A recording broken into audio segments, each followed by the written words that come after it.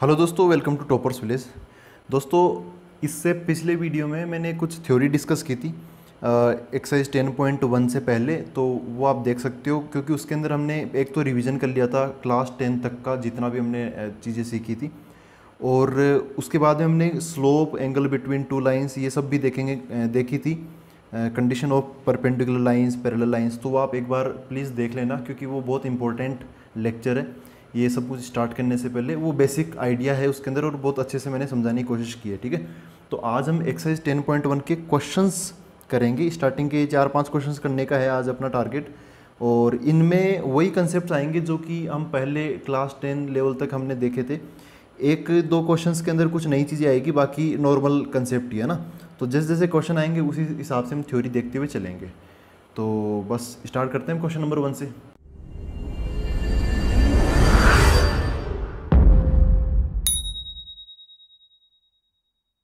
तो question number 1 ये है, draw a quadrilateral in the cartesian plane whose vertices are -4,5, 0,7, 5,-5 and -4,-2। Also find its area. तो हमें बस कुछ नहीं करना, बहुत ज़्यादा बड़ा नहीं क्वेश्चन नहीं है, ये छोटा सा ही है। एक तो हमें पॉइंट्स को प्लॉट करना है और उसके बाद में यहाँ पर हमें उसका एरिया बताना है, ठीक है। तो ऐसे कर लेते हैं फटाफट इसको। जैसे समझो कि ऐसे पॉइंट्स यहाँ पे, लेकिन बहुत आगे पीछे में जाना पड़ेगा, तो मैं एक रफ डायग्राम सा बना देता हूँ। यहाँ पर कुछ पॉइंट्स ले लेते हैं, जैसे 1 2 3 4 5 6 7, इधर 1 2 3 4 5 6 7, यहाँ पर ना थोड़ा आगे ऊपर की तरफ बनेगा। फिर इधर 1 2 3 4 5 6, ऐसे ही नेगेटिव में 1 2 3 4 5। -4,5 क्या होगा? -4,5, ये अपना -4 है ना, -4,5। फिर इधर की तरफ आ जाएगा 1 2 3 4 5, तो यहाँ कहीं पर ये पॉइंट बन जाएगा। अच्छा, इससे एक और काम करते हैं, इसको ए नाम दे देता हूँ, इसको बी, इसको सी, इसको और डी, ठीक है। तो यहाँ पर ये ए पॉइंट हो गया अपना -4,5। बी पॉइंट, बी क्या है? 0,7 है, तो 0,7 यहाँ पर बन जाएगा, ठीक है। यहाँ पर ये अपना बी पॉइंट आ गया।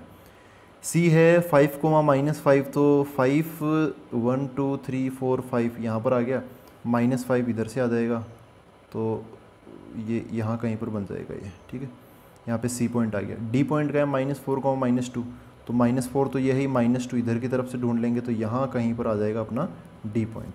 तो ऐसे क्वाड्रिलेटरल बन गया ये, ए बी, फिर ये यहाँ पर सी और ये डी बन गया, ठीक है। तो ऐसे हो गया, ये ए हो गया, ये बी हो गया, ये यहाँ पर सी हो गया और यहाँ पर ये डी हो गया। अब इस ट्राइंगल का हमें एरिया बताना है कि इसका एरिया क्या होगा, ये भी क्वेश्चन में पूछा है। तो एरिया कैसे बताया जाए, तो दो तरीके हैं। एक तो आप ऐसे कर सकते हो कि इसको आप दो ट्राइंगल्स में डिवाइड कर लो, यहाँ पर ऐसे, ठीक है। तो आप इसका एरिया निकाल लो A1, इसका एरिया निकाल लो A2। तो यहाँ पे जो टोटल एरिया जब आप निकालोगे, टोटल एरिया क्या बन जाएगा? A1 + A2 बन जाएगा टोटल एरिया, ठीक है। तो A1 + A2 ऐसा बन जाएगा। अब एक तरीका तो ये हुआ, ट्राइंगल का एरिया निकालना हमें पता है ही कि हम कैसे निकालते हैं, तो वो एक बार मैं आपको रिवीजन वाले पेजेस में से बता देता हूँ। जैसे ये है ना ट्राइंगल का एरिया, एक क्लास 10 का है। जैसे आपको यहाँ पे A B C के कोऑर्डिनेट्स पता है, तो आप यहाँ पे रख दो A B C के कोऑर्डिनेट्स। और क्योंकि मैं इसको जस्ट बता ही रहा हूँ, मैं इस तरीके से नहीं करूँगा, मैं एक शॉर्टकट से ऐसे करूँगा, शॉर्टकट से, वो आपको इससे पता भी चल जाएगा। बाकी ये तरीका, ये क्वेश्चन भी वैसे क्लास 10 लेवल का ही है, तो आप इसको इस तरीके से तो कर ही सकते हो, इस फॉर्मूले से दो ट्राइंगल मान के इसका एरिया निकालो, इसका एरिया निकाल लो, ठीक है। मैं आपको एक नए तरीके से बता रहा हूँ, तो उस तरीके को वैसे जो बोर्ड में यूज़ में लेना ना, जो आपको आंसर, जो एक्चुअल आंसर में लिखना है, वो तो अभी जो मैंने बताया वही है, इस ऐसे है ना, ये वाला तरीका। एक शॉर्टकट है, तो उसको मैं शॉर्टकट के नाम से बता देता हूँ। उससे देखो एरिया कैसे निकालते हैं। सबसे पहले इसका जो भी एरिया होगा वो आप ऐसे लिखो, एक थोड़ा सा रफ डायग्राम सा बनाओ, डायग्राम भी नहीं, फ्लो, ये तो लेंगे ये वाला फ्लो। एक आप कुछ नंबर, इनके कोऑर्डिनेट्स को अरेंज करो। सबसे पहले ए के कोऑर्डिनेट्स लिखो। ए के कोऑर्डिनेट्स क्या है? -4,5, कोमा वोमा मत लगाना, और थोड़ा दूर दूर लिखना है इनको। अब ए के बाद में आपको बी के कोऑर्डिनेट्स लिखने हैं, बी के बाद में सी के, और उसके बाद में डी के, और वापस एक बार ए के कोऑर्डिनेट्स एक बार और लिख देना वापस, ठीक। तो ए के ये हो गए, बी के क्या है? इस फ्लो में लिखना, ए के बाद में सी के कोऑर्डिनेट्स मत लिख देना, गलत हो जाएगा। ये यहाँ पर जैसे जैसे आप किनारे किनारे पे चलोगे ना, वैसे ही यहाँ पे नंबर्स आने चाहिए, ए के बाद में बी सी डी, ऐसे घड़ी की दिशा में। अगर आप उल्टी एंटी क्लॉकवाइज करना चाहते हो तो फिर ए के बाद में डी लिख देना, फिर सी लिख देना, फिर बी लिख देना, एक बार ओ ए लिख देना, ठीक है। और जो स्टार्टिंग में लिख रहे हो वो वापस आना चाहिए। अब बी के कोऑर्डिनेट्स क्या है, 0,7 है तो यहाँ पे 0 और यहाँ पे 7 लगा लेता हूँ। सी के कोऑर्डिनेट्स क्या है, यहाँ पर 5,-5 तो यहाँ पे 5,-5 आ जाएगा। डी के कोऑर्डिनेट्स क्या है, -4,-2 आ जाएगा, -4,-2 आ जाएगा। और लास्ट में ए के कोऑर्डिनेट्स एक बार और लिख देना, ए के कोऑर्डिनेट्स वापस क्या है, -4,5, ठीक है। मैं एक बार फिर से मैं आपको बता दूँ, एक शॉर्टकट है, तो इसका जो एक्चुअल तरीका है वो तो मैंने आपको पहले ऐसे शॉर्ट में एक्सप्लेन कर ही दिया, और आप इसको ऐसे भी कर सकते हो। अब देखो इसमें क्या करते हैं, यहाँ पर है ना इसकी वैल्यूज़ निकालते हैं। कैसे, इसका जो एरिया आएगा तो आप क्या लिखो, एरिया बराबर हाफ ऑफ, और यहाँ पे ऐसा मॉडुलस लगा देना, मॉडुलस। अब इसके अंदर देखो क्या लिखना है आपको, इसको इससे मल्टीप्लाई करो ऐसे, मतलब पहले तो आप ये वाले मल्टीप्लाई कर लेना ऐसे ऊपर से नीचे की तरफ, पहले ऐसे मल्टीप्लाई कर लेना। तो इस 5 को फिर आप ऐसे -2 से मल्टीप्लाई करना, और इस -4 को 5 से मल्टीप्लाई करके यहाँ पे रखना, ठीक है। देखो क्या बनेगा, -4 × 7, तो यहाँ पे माइनस का 28 आ जाएगा, ठीक है। एक ब्रैकेट में, ये पहला ब्रैकेट माइनस फिर दूसरा ब्रैकेट, तो ये आया। अब 0 -5 से मल्टीप्लाई होगा तो 0 आ जाएगा, फिर 5 जो है वो -2 से मल्टीप्लाई होगा तो माइनस का 10 आ जाएगा। उसके बाद में -4 5 से मल्टीप्लाई होगा तो माइनस का 20 आ जाएगा, ऐसा बन गया। अब माइनस यहाँ पर क्या आएगा, इस बार आपको ऐसे मल्टीप्लाई करके लिखना है, ऐसे नीचे से ऊपर की तरफ जाने वाला। तो 0 होगा 5 से मल्टीप्लाई, तो क्या बन जाएगा, 0 बन जाएगा, ठीक। फिर ये जो 5 है ये मल्टीप्लाई होगा 7 से, ठीक है, तो क्या बन जाएगा, प्लस का 35 बन जाएगा।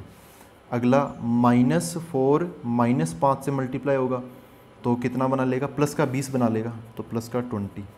और उसके बाद में -4 -2 से मल्टीप्लाई होगा तो 4 × 2 = 8 हो जाएगा, ठीक है, प्लस का बन जाएगा। इसको सोल्व कर लो, बस ये एरिया आ गया, बस इसको सोल्व कर लो। हाफ ऑफ यहाँ पर माइनस और ये कितना बन गया टोटल, देखो एक बार कैलकुलेशन करो। ये 30 हो गया, और 3 और 2 8 हो गया, तो माइनस का 58 हो गया, ठीक है। ये मोड है, अभी मोड चलेगा। ये 35 और ये कितना हो गया, ये 55 हो गया, 55 और 8 कितना हो गया, 63, और बाहर की तरफ माइनस लगा तो माइनस का 63 ये बन गया। सोल्व करेंगे तो हाफ ऑफ, यहाँ पर इसको सोल्व करेंगे तो ये कितना हो गया, 8 1, और उसके बाद में 1 ये 11 और ये 12 121 हो गया। माइनस का आएगा, लेकिन चूँकि मॉडुलस है तो मॉडुलस होने की वजह से क्या होगा कि यहाँ पर ये माइनस हट जाएगा, 121 ही निकलेगा अंदर से, मल्टीप्लाई बाय 1/2। तो आप इसको 121/2 भी लिख सकते हो, मिक्स्ड फ्रैक्शन में लिखो तो 60 सही 1/2 ऐसे भी लिख सकते हो, और जो भी है ना स्क्वायर यूनिट्स यहाँ पे लग जाएगा, ठीक है। तो ये हुआ अपना फर्स्ट क्वेश्चन।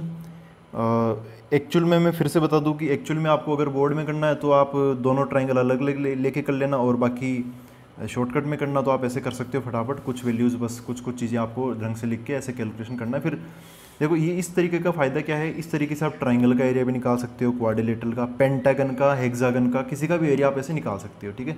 लेकिन हेक्सागन का अगर आप वैसे करोगे बेसिक से तो फिर बहुत लेंथी जाएगा। हाँ, बोर्ड में वही माना जाएगा, लेकिन फिर वैसे वो लेंथी जाएगा।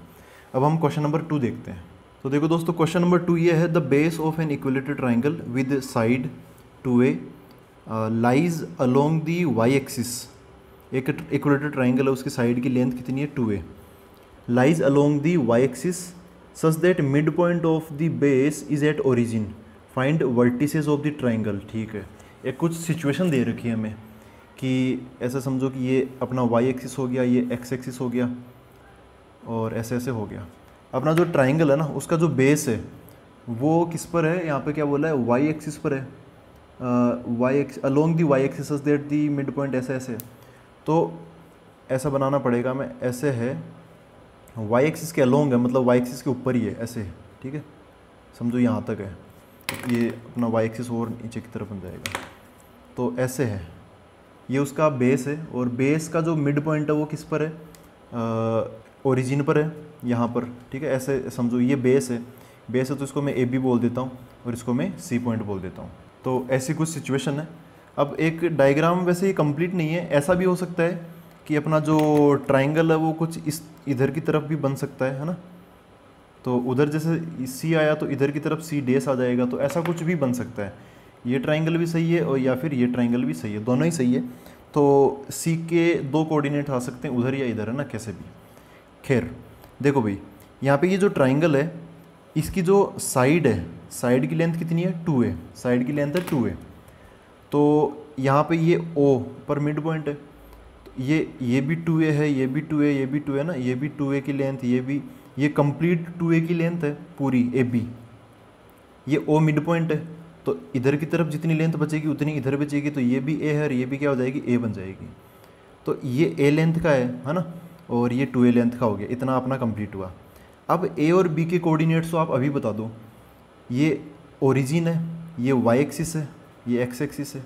तो यहाँ से आप A डिस्टेंस ऊपर जाओगे तब आपको A पॉइंट आपको मिल जाएगा, ठीक है। A डिस्टेंस ऊपर जाने पर तो इसके A के कोऑर्डिनेट्स क्या हो जाएंगे, 0,a हो जाएंगे, सॉरी 0,a, क्योंकि y एक्सिस पर x कोऑर्डिनेट 0 होता है और जो y कोऑर्डिनेट होता है वो उसकी हाइट होती है।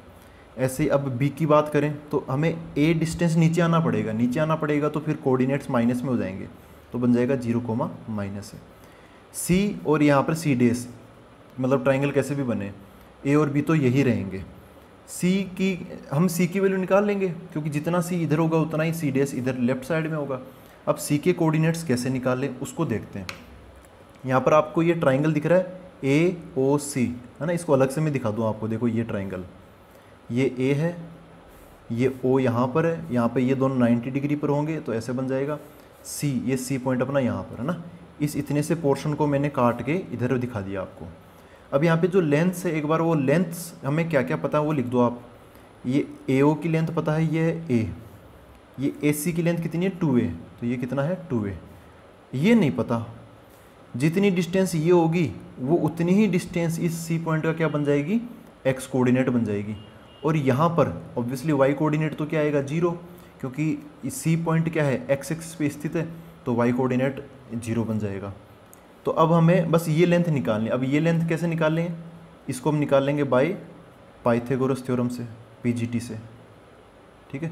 कैसे निकालेंगे, देखो पाइथागोरस थ्योरम क्या होती है, 90 डिग्री के सामने हाइपोटेन्यूस है, तो हाइपोटेन्यूस का स्क्वायर मतलब 2a का स्क्वायर बराबर जो भी दो साइड्स बच गई उनके स्क्वायर का सम, मतलब AO का स्क्वायर प्लस OC का स्क्वायर। सोल्व करते हैं, ये कितना आ गया 2a का स्क्वायर 4a स्क्वायर हो गया इक्वल टू AO कितना है, ये AO A, तो A का स्क्वायर प्लस OC, ये हमें पता करना है, नहीं पता तो OC का स्क्वायर मैं ऐसे छोड़ देता हूँ। ये कितना हो गया 4a स्क्वायर है, तो ये इधर की तरफ आएगा, ये a स्क्वायर को इधर ले आता हूँ तो माइनस हो जाएगा इसमें से, 4a square minus a square 3a square बराबर इधर कितना रहेगा, OC स्क्वायर अभी भी पड़ा रहेगा, ठीक है। अब ये OC स्क्वायर है, हमें चाहिए OC, हमें क्या चाहिए OC चाहिए, तो इसका जो स्क्वायर है मैं इधर भेजूँगा तो क्या हो जाएगा, इधर आके अंडर रूट हो जाएगा, तो 3 का अंडर रूट क्या हो जाएगा, √3 हो जाएगा। और ये जो a है, a स्क्वायर है, a स्क्वायर का अंडर रूट क्या हो जाएगा, ओनली a बच जाएगा। प्लस और आप माइनस लगा सकते हो, तो अभी मैं ऐसा नहीं कर रहा।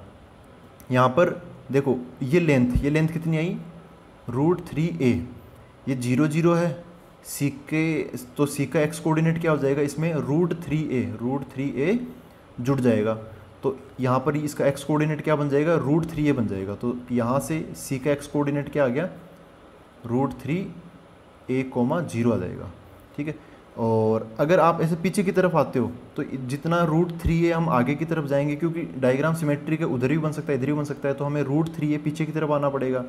तो C के यहाँ पे C डेस के कोऑर्डिनेट्स क्या बन जाएंगे, C डेस के कोऑर्डिनेट्स उतना ही होगा जैसे C का है वैसा ही होगा, √3a,0।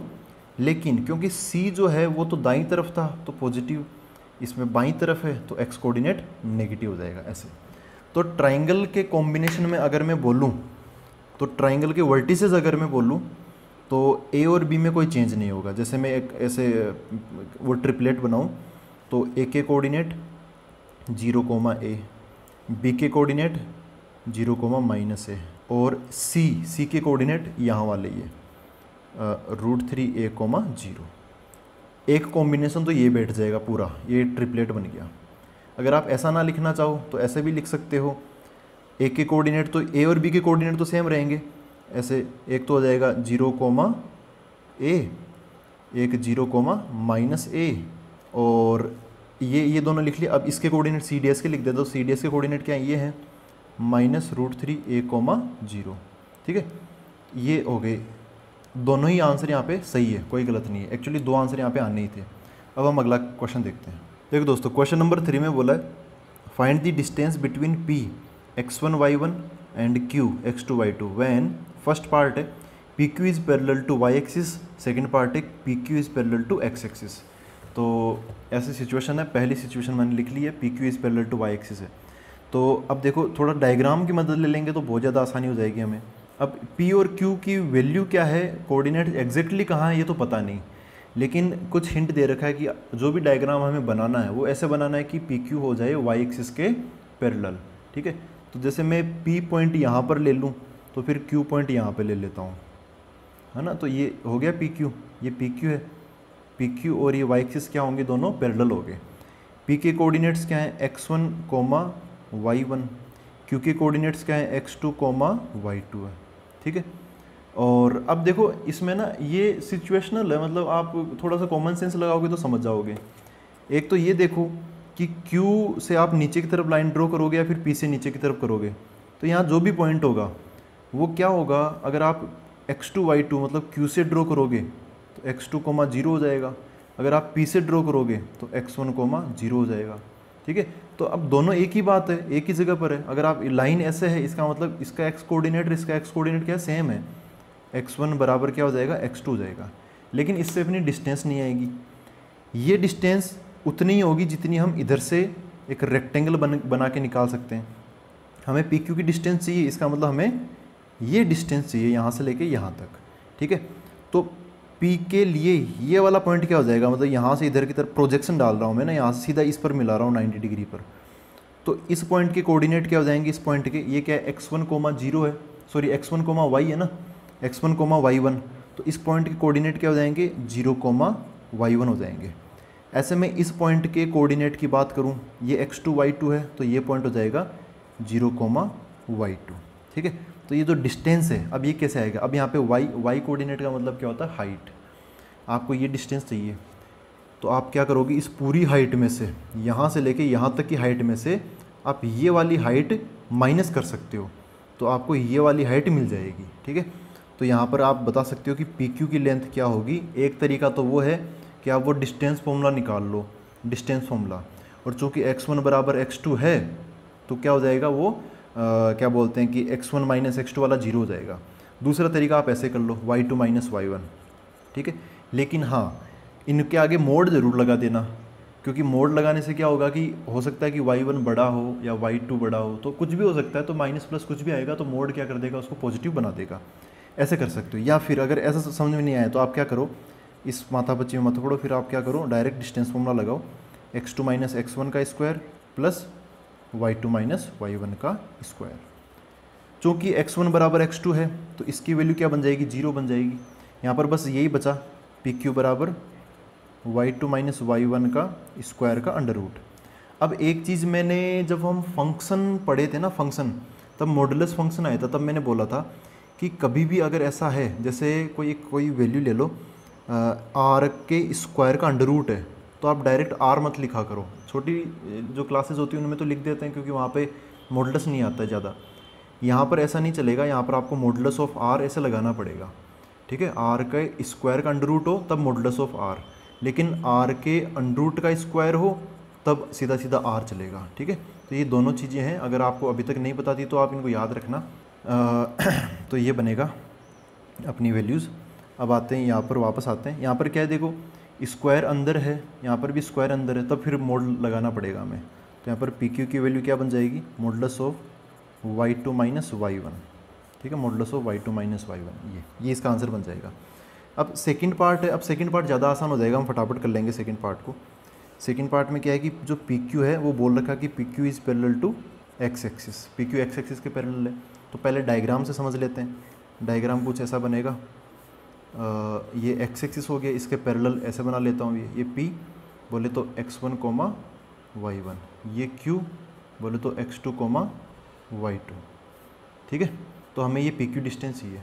तो अब इसके अंदर देखो, अगर आप यहाँ से इधर की तरफ आओगे, है ना, तो अगर आपको P से ये पॉइंट निकालना है तो ये क्या हो जाएगा 0 कोमा y1 हो जाएगा। लेकिन अगर आपको Q से ये पॉइंट निकालना है तो वो भी यहीं पर आएगा और उसके अकॉर्डिंग Q के अकॉर्डिंग क्या हो जाएगा 0 कोमा y2 हो जाएगा, क्योंकि Q के अंदर x2 y2 है। तो अब ये दोनों जो भी नंबरिंग है वो एक ही पॉइंट को दर्शाती है। इसका मतलब यहाँ से क्या हो गया y1 बराबर y2 हो गया, दोनों अलग अलग नहीं होंगे। हमें चाहिए PQ की डिस्टेंस, तो जितनी डिस्टेंस ये होगी उतनी ही डिस्टेंस यहाँ से लेके यहाँ तक की होगी। तो आप ये x2 कोमा 0 है, ये x1 कोमा 0 है, तो सीधा सीधा आंसर क्या हो जाएगा x2 माइनस x1 का मॉडुलस। लेकिन अगर आपको ऐसा नहीं करना, आपको डिस्टेंस फॉर्मूला से करना, तो वो भी बता देता हूँ मैं। PQ बोलो या QP बोलो एक ही बात है, root of x2 minus x1 का square plus y2 minus y1 का स्क्वायर। तो PQ की वैल्यू क्या बन जाएगी y1 बराबर y2, तो इन दोनों का अंतर तो 0 हो जाएगा, ये बच गया। अब देखो यहाँ पर क्या है, x2 माइनस x1 के स्क्वायर का अंडर रूट है, तो आप क्या बोल दोगे x2 माइनस x1 का मॉडुलस बोल दोगे इसकी वजह से, ठीक है। अब हम अगला क्वेश्चन देखते हैं, नॉर्मल क्वेश्चन था ये, तो क्वेश्चन नंबर 4 देखते हैं अब। तो दोस्तों क्वेश्चन नंबर 4 ये है, find A point on the x axis which is equidistant from the points 7,6 and 3,4। तो एक्स एक्सिस के ऊपर कोई पॉइंट है वो हमें पता करना है। तो ऑन एक्स, एक डायग्राम से और समझा देता हूँ एक बार में कि डायग्राम एक्चुअली इसमें हो क्या रहा है। यहाँ पर एक चीज़ तो आप नोटिस करोगे कि हर क्वेश्चन में अगर आप एक डायग्राम बना लोगे, भले ही रफ डायग्राम बना, कच्चा डायग्राम बना लो, तो उससे ना क्वेश्चन बहुत जल्दी समझ में आ जाएगा, बहुत ज़्यादा इसमें सोचना नहीं पड़ेगा फिर। जैसे यहाँ पे 3,4 है, तो यहाँ पे 3,4 हो गया, 7,6 समझो कि यहाँ पर 7,6 यहाँ पर है, एक पॉइंट यहाँ कहीं पर मान लेता हूँ P। तो ये इक्विडिस्टेंट है, तो ये डिस्टेंस और ये डिस्टेंस है ना। इक्विडिस्टेंट का मतलब जहाँ से डिस्टेंसेस क्या हो, बराबर हो, है ना, इक्वल हो। तो ये और ये डिस्टेंस बराबर होगी, तो हमें ये P पॉइंट पता करना है कि ये P पॉइंट क्या होगा। तो हमें इसको अज्यूम कर लेते हैं पहले कि इसको x, y मान लूँ। अब x, y मानने में भी ये है क्योंकि क्वेश्चन में बोल रखा है कि ये x एक्सिस के ऊपर है, तो ऑब्वियसली इसका y कोऑर्डिनेट तो क्या हो जाएगा 0 हो जाएगा, और x कोऑर्डिनेट बस हमें x कोऑर्डिनेट पता करना, तो x कोऑर्डिनेट में x ही मान लेता हूँ, ठीक है। ये इक्विडिस्टेंट है, तो इसको जैसे मैं इसको a बोल लूँ, इसको b बोल लूँ, इसका मतलब क्या है कि यहाँ से p से लेके a तक की distance pa equal to p से लेके b तक की डिस्टेंस pb, ये बराबर होगा। बस आपको इसको सोल्व करना है और अपने आप सारा क्वेश्चन बन जाएगा। देखो सोल्व करते हैं इसको। pa मतलब एक डिस्टेंस आएगी इक्वल टू pb, तो ये भी एक डिस्टेंस आएगी। pa मतलब इनकी बीच की डिस्टेंस, ये x0 और ये 3, 4, तो पहले तो x कोऑर्डिनेट्स का अंतर x माइनस 3, फिर y कोऑर्डिनेट्स का अंतर 0 माइनस 4, तो बन जाएगा x माइनस 3 का होल स्क्वायर प्लस 0 माइनस 4 का whole square equal to under root के अंदर क्या होगा, अब pb है, तो मतलब ये x0 है और ये 7, 6 है, तो x का अंतर x और 7 और y का अंतर 0 और 6, तो x माइनस 7 का होल स्क्वायर प्लस 0 और 6, 0 माइनस 6 का होल स्क्वायर, ठीक है। ये 7 है, ये थोड़ा सा इंक फैल गई, हाँ ये बन गया। बस इसको सोल्व करना है हमें।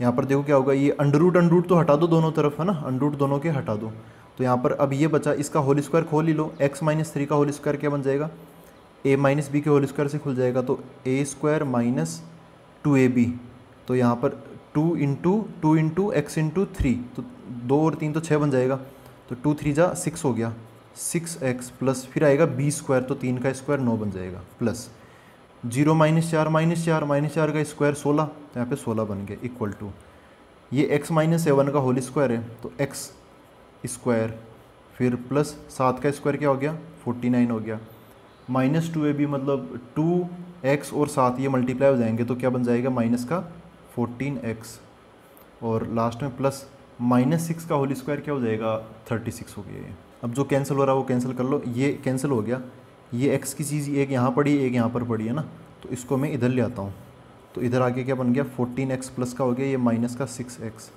ये दोनों इन दोनों को उधर भेजो, 9 और 16 25 हो गया, 25 उधर चला जाएगा, माइनस हो जाएगा।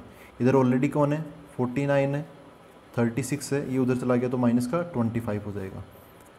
ये कितना बचा 14 माइनस ये 8x हो गया इक्वल टू, और ये माइनस करेंगे इसमें से, ये 25 माइनस करेंगे तो कितना बचेगा, ये 24 बचेगा, 24 प्लस 36, तो कुल मिला के 8x इक्वल टू, इनको ऐड करेंगे तो कितना बन जाएगा ये 60, टोटल 60 हो गया।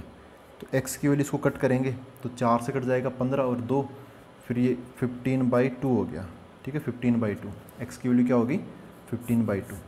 तो अब हम यहाँ पर ऐसे बोल सकते हैं कि यहाँ पे जो पॉइंट आएगा P, जो P पॉइंट होगा x एक्सिस पे कौन सा पॉइंट स्थित होगा 15/2,0, ठीक है। x की वैल्यू मिल गई हमें, ये उठा के यहाँ पे डाल देना x, 0 में, तो 15/2,0 ये वो पॉइंट होगा जो कि इन दोनों पॉइंट से क्या है इक्विडिस्टेंट है। अगला क्वेश्चन देखते हैं। देखो क्वेश्चन नंबर 5 में क्या बोला, find the slope of A line which passes through the origin, ठीक है, स्लोप पता करना है, और उस वो जो लाइन है वो ओरिजिन से पास हो रही है, and the mid point of the line segment joining P 0,-4 and B 8,0, इन दोनों के मिड पॉइंट से भी पास हो रही है। तो थोड़ा सा डायग्राम बनाएंगे तो ज़्यादा क्लियर हो जाएगा, और हमें स्लोप निकालना, ये मत भूलना, अल्टीमेटली में स्लोप चाहिए। तो जैसे मैं बोलूँ कि यहाँ पे 0,-4, हाँ ऐसे कुछ डायग्राम बना लेते हैं इसको। एक तो ये है B पॉइंट है, यहाँ पे B पॉइंट यहाँ कहीं पर है, क्या है वो 8,0। एक है P पॉइंट, वो यहाँ पर है, P पॉइंट क्या है 0,-4, ठीक है। तो ये एक लाइन सेगमेंट बन गया ऐसे, इसका मिड पॉइंट यहाँ कहीं पर होगा, पता नहीं क्या है, लेकिन इसको मैं A बोल देता हूँ, और एक ओरिजिन यहाँ पर है, ये तो अपना O हो ही गया। ओरिजिन क्या होता है 0,0 होता है। तो हमें ना एक स्लोप निकालनी है एक लाइन की, विच पासेस थ्रू दी ओरिजिन, यहाँ से पास हो रही है, and mid point of line segment joining points P and B, इसके इन दोनों के मिड पॉइंट से यहाँ से पास हो रही है, ठीक है। तो ऐसे एक लाइन बनेगी कुछ इस प्रकार। हमें इस लाइन की क्या चाहिए, इस लाइन की स्लोप चाहिए ना, इस लाइन की हमें स्लोप चाहिए, मतलब इसमें m की वैल्यू चाहिए। अच्छा m की वैल्यू कैसे निकालते हैं, कैसे, कौन सा तरीके हैं निकालने के, वो देखो एक छोटा सा रिवीजन कर लेते हैं यहीं पर। m के दो फॉर्मूले होते हैं, एक तो होता है tan थीटा, एक होता है m equal to y coordinates का अंतर y2 minus y1 upon x2 minus x1, ठीक है। ये दो फॉर्मूले यहाँ पर होते हैं। यहाँ पर कौन सा लगेगा, चूँकि यहाँ पर दो पॉइंट्स का जिक्र हो रहा है, ये जो रेड वाली जो लाइन है जो मैंने बनाई है, ये एक O से गुजर रही है, तो एक तो O पॉइंट के कोऑर्डिनेट्स हमें चाहिए, क्या है ओके, तो सबको पता है 0,0। एक A के कोऑर्डिनेट्स भी हमें चाहिए। अब A के कोऑर्डिनेट्स कैसे निकाले, डायरेक्ट दिया नहीं है, फिर क्या बोला कि A क्या है मिड पॉइंट है PB का, तो हम क्या करेंगे पहले P और B इन दोनों की मदद से A के कोऑर्डिनेट्स निकालेंगे। कैसे, मिड पॉइंट है PB का मिड पॉइंट है, तो हम मिड पॉइंट फॉर्मूला लगाऊंगा। मिड पॉइंट फॉर्मूला क्या होता है, इन दोनों के x कोऑर्डिनेट्स का एवरेज प्लस कोमा इन दोनों के y कोऑर्डिनेट्स का एवरेज है ना, मिड पॉइंट का फॉर्मूला लगाएंगे। तो सबसे पहले 0, x कोऑर्डिनेट देखो 0 और इसका x कोऑर्डिनेट क्या है 8 है, तो इन दोनों को जोड़ के डिवाइड बाई 2, मतलब 0 प्लस 8/2 कोमा, अभी मैं एक के कोऑर्डिनेट्स निकाल रहा हूँ। फिर इन दोनों के y कोऑर्डिनेट्स को जोड़ के डिवाइड बाई 2, तो इनको जोड़ोगे तो क्या मिलेगा हमें -4, ये तो y कोऑर्डिनेट इसका हो गया, अब उसका y कोऑर्डिनेट क्या है 0 है, तो प्लस का 0 डिवाइड बाई 2 ऐसे हो गया, ठीक है। तो यहाँ पर अब इसको सोल्व कर लेते हैं, थोड़ा सा और सोल्व कर लेते हैं। 0 और 8 क्या हो गया 8/2, तो ये 4 हो गया, -4 और 0 -4/2 -2 हो गया। तो एक के कोऑर्डिनेट्स क्या हो जाएंगे 4, -2 हो जाएंगे, ठीक है। तो एक के कोऑर्डिनेट्स ये हो गए। अब इसकी हमें स्लोप चाहिए, तो OA की स्लोप चाहिए हमें ना, m of OA, slope of OA, यही क्वेश्चन में आंसर होना चाहिए अपना फाइनल। तो क्या होता है इसका फॉर्मूला, ये वाला फॉर्मूला लगाऊंगा मैं, y2 माइनस y1, क्योंकि दो पॉइंट्स पता है, थीटा पता होता तो मैं डायरेक्ट लगा देता tan थीटा, यहाँ पे x2 माइनस x1। तो स्लोप ऑफ OA बराबर क्या हो जाएगा, आप किसी को भी x2 y2 किसी को भी समझ लो, x1 y1 किसी को भी समझ लो कि ये जो पहला है ये x1, y1 है, जो दूसरा वाला है ये x2, y2 है, ठीक है। कैसे भी समझ लो, अगर ऊपर की तरफ आपने ये 2 वाला पहले लिखा है तो नीचे की तरफ भी 2 वाला पहले लिखना है, ठीक है। और अगर इधर आप बाद में लिखोगे तो इधर फिर 1 वाला बाद में लिखना। अगर ऊपर y1 पहले लिख दिया तो फिर नीचे x1 पहले आएगा। तो ऐसा तो करस्पॉन्डेंस का ध्यान रखना बस आप।